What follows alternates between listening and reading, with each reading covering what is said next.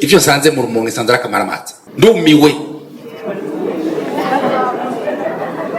Intara zose nari maze kugendera ahantu mbonye ibitangaza ni mu Rumonge. Biraboneka ko mu Rumonge hari iteka hano umunezero ntangere vyo gusubira kubana namwe banywanyi bacu muriko murabana natwe mu makuru n'ibiganiro vya misi yose tuba turiko turabashikiriza ngaha ku mbonesha kure yacu kandi yanyu ya Isi TV.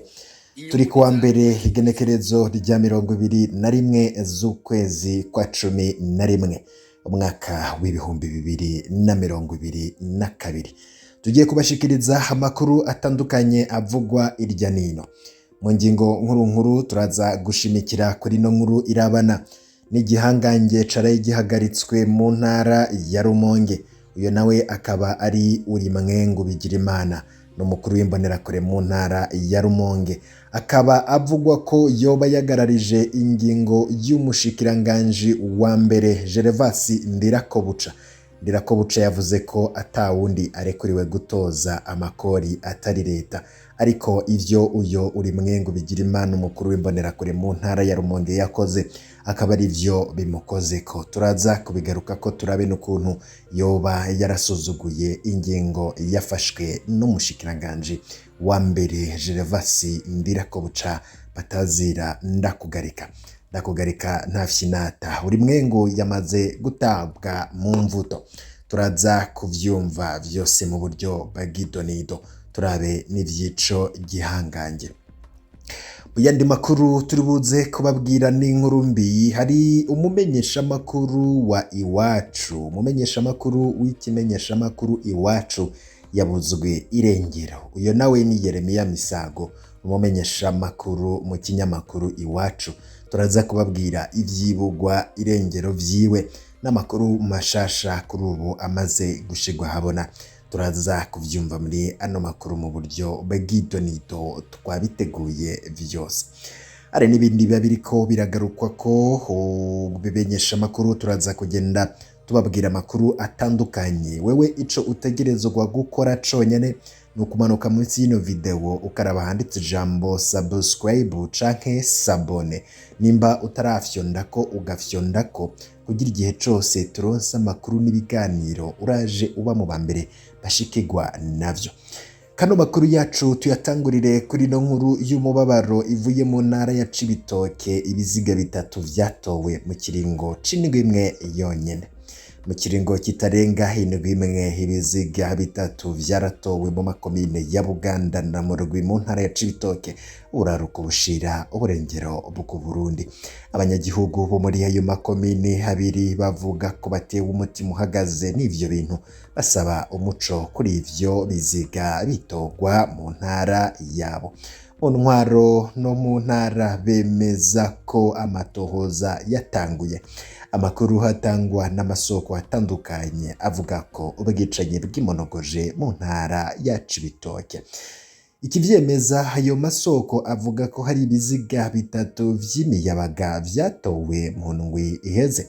Uw'imyaka ishika 30 yatowe ari gusa kuri ubu wa gatanu mu gitondo. Yaraboshe kandi yamanitse ku mugozi ku giti kw'ibarabara rya 4 ku mutumba Ndava mu metero 500 uva ku rubibe rwa Repubulika Iharanira Intwaro Rusange ya Kongo hafi y'uruzi Rusizi, nkuko isoko mu gisirikare ritomora ivyo bintu vyabaye ni muri komine Buganda. Ikindi kiziga cari caraye gitowe Ikansenga ni muri ako gace nyene Kandava cari camaze kubura cane. Isoko mu gisirikare ribona ko uwo muntu yoba yicewe ahandi akazanwa gutabwa muri ico kibanza. Ikiziga kigira gatatu n'ic'umuntu umwidondoro utaramenyekana carobwe mu ruzi Gitenge kuwa 14 Munyonyo. Ivyo navyo vyabereye ku mucamo w'umusozi wa zone ya Buzirasazi kuri muri komine ya Murugwi. Haraboneka ikidengeri c'amaraso caboneka mu mazi. Abanyagihugu twavuganye basaba ko ubwo bwicanyi buhagarara, basaba ko inzego z'ubutungane gusaba amatohoza yigenga kugira ngo ababikoze bahanwe. tumubajije kuri ico buramatari wa Cibitoke aremeza itorwa ry'ivyo biziga. Kareme Bizoza avuga ko amatohoza ariko araba, ariko nanone intara ya Cibitoke cane cane mu nkengera y'uruzi Rusizi ni kimwe mu bibanza gitorwamwo ibiziga vyinshi vy'abantu mwidondoro wabo utamenyekana, bama bahambwa atamatohoza abaye.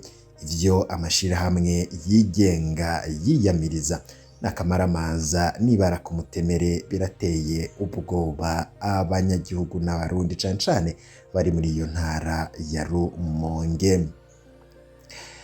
Twari twababwiye ko tuza kugaruka ku gihangange Urimwengu Bigirimana yagararije ingingo y'umushikiranganji Gervas Ndirakobuca akarahira akarengwa ko ingingo Gervas Ndirakobuca yafashe itaja mu ngiro, none uyo yigize igihangange agarariza ingingo y'umushikiranganji wa mbere ni muntu kiga yemwe. Banywanyi bacu, hari ubutumwa twamaze kuronka buva mu begereye ico gihangange cagararije kikarahira kikarengwa ko ingingo ya Gervas Ndirakobuca idashirwa mu ngiro. Ubwo butumwa bwagira buti: amakuru yo kwizera ava mu ntara ya Rumonge avuga ko kino gihangange co mu ntara ya Rumonge Urimwengu kuri uno mugoroba yoba yatawe muri yompi ku caha co gusuzugura ingingo z'umushikiranganji wa mbere zo kubuza itozwa ry'amafaranga rikorwa n'uturwi tw'abantu badakorera inzego zizwi za leta. Urimwengu yoba yaraye ijoro ryiwe rya mbere mu Gashoka Brigade ya Rumonge. Amatohoza arabandanya. Igipolisi camusimbanye kumubaza iyakura ububasha bwo gusuzugura ingingo z'umushikiranganji wa mbere Gervas Ndirakobuca. Ivyo sanze mu Rumonge sanze akamaramaza, ndumiwe.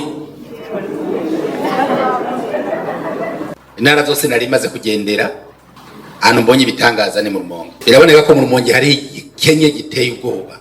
Intwari ibereye mu Rumonge ni ngorane. Ko ari abantu menga ngaha mu Rumonge ntibakogwako. Agateka k'umwene gihugu ni ngorane. Umwene gihugu no guhonyanga. Ico nkuye mu Rumonge, inyungu za bene gihugu ntizibaho. Inyungu ni za twese dufise igikenye. Ico ni cyo twebwe twese turi ngaha. Aho badakogwako ni bande. Ko twavuze ko twese amategeko atugenga twese akaturaba twese. Uyarenze nayo akamukubita intaye mu gahanga. Sinzubire kumva umuntu yigira bugabo bwigaba ngaha mu Rumonge. Agenda ahunyanga abantu bose. Umenge ibintu byose nivyo wiwe. Barabasa amasite na yabase na yabanyina. N'amatongo y'umuheto. Nitongo barazwe na base. Ngo site zitanu. Ngo ntawuzanibuye mu Rumonge ngo ataciye muri iyo site yakwabura amatari. Inzego zose zikorane ibi bintu byose gihagarari. Sisure kuma umuntu umwe ngo bafite amasite 5 bavamo amabuye, musenyi, igaraviye n'amatafari yose aja mu Rumonge. Twese ducunganwe ku muntu aho nyanga abene gihugu. Kandi tumubonye ariko akogura yidakogwa byo guhonyanga umwene gihugu. Twese tumwiruke turuti ndongotse. Abo bene gihugu n'abatugize byo turi uno munsi dutegerezwa rero kubahagararira yakwabura amatari. Urafise umushike shira abantu ku kivi nanze ico ndakwemereye zo kwama hafi gushikaho abo bantu bose bigira babugabo bwigaba babona ikibanza cabo ngaha mu Rumonge. Ariko ingingo za mbere uherako itozwa ryose y'amafaranga atozwa n'abantu yose rihagarare mu Rumonge.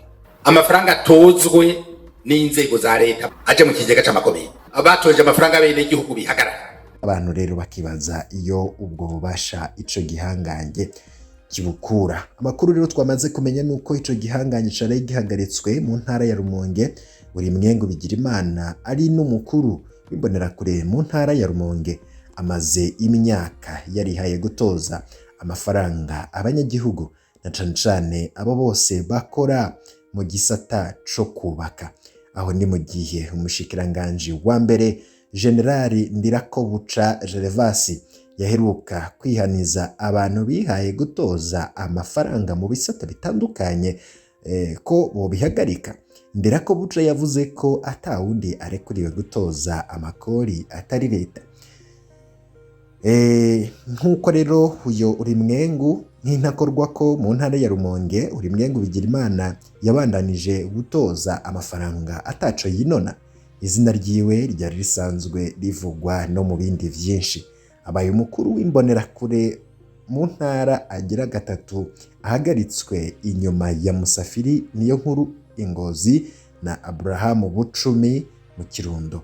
Ikibazo nico kumenya umwanya umuntu nka Ulimwengu ashobora guhanwa, ko n'ivyo ashobora guhanirwa mu mabi yavuzwe ko no kurindira tukamenya ko Ulimwengu aza guhanwa koko vy'akarorero, ariko cane cane kuri ico kintu co kuba yarasuzuguye ingingo y'umushikiranganji wa mbere na Kamaramaza. Nibara kumutemere azobazwa no ku bindi vyaha yagirizwa, no kurindira tukaraba ibizokurikira inyuma y'ipfungwa rya Ulimwengu. Wewe ugize iki uvuga kuri iryo fatwa rya Ulimwengu igihangange yasuzuguye ingingo y'umushikiranganji wa mbere? Urandika muri komanteri utubwire. Kano makuru yacu tuyabandanirize kuri no nkuru yiburwa irengero ry'umumenyesha makuru w'ikinyamakuru Iwacu. Uyo ni Yeremiya Misago. Jeremy Misago no mumenyesha makuru w'ikinyamakuru Iwacu. Kuwa gatandatu hari kwigenekerezo rya 19 z'ukwezi kwa 11 umwaka w'ibihumbi 2022 nta gakuru kiwe, mu gihe vyari vyitezwe ko adugana umukunzi kumwerekana mu muryango iwabo muri komine Kayogoro mu ntara ya Makamba. Yeremiya Misago ntiyigeze ashika mu Kayogoro, nabo bari kudugana bava i Bujumbura ntibigeze bamubona. Amatelefone yiwe yagumye azimije. Iyo nkuru yarakwiragiye ku mbuga nyinshi ejo haheze, n'ikinyamakuru akorera caremeje ko kitagira amakuru ya Jeremy Misago. Jeremy Misago rero akaba kuri ubu atawuzi iya akayambukiwe, bwo bakaba ari bwose ko yoba yaranyurujwe n'inzego ziperereza. Ibintu rero bikaba bitoroshe, ndetse abo muryango bakafise ubwoba ko ashobora no kwicwa canke se akabugwa irengero, abantu ntibamenye irengero ryiwe nk'uko vyama vyibonekeje rimwe na rimwe mu gihe abantu baba babuzwe irengero. Ngivyo bimwe mu vyari bigezweho vyavugwaga cane hirya nino, ariko turiko turabategurira n'ayandi makuru atandukanye. Wipfuza kurajwa mu hambere bashikirwa n'amakuru n'ibiganiro mwene nk'ibi, urafyonda kuri subscribe maze twashirako inkuru ikagushikira. Mu kanya turaza turaba n'ayandi makuru.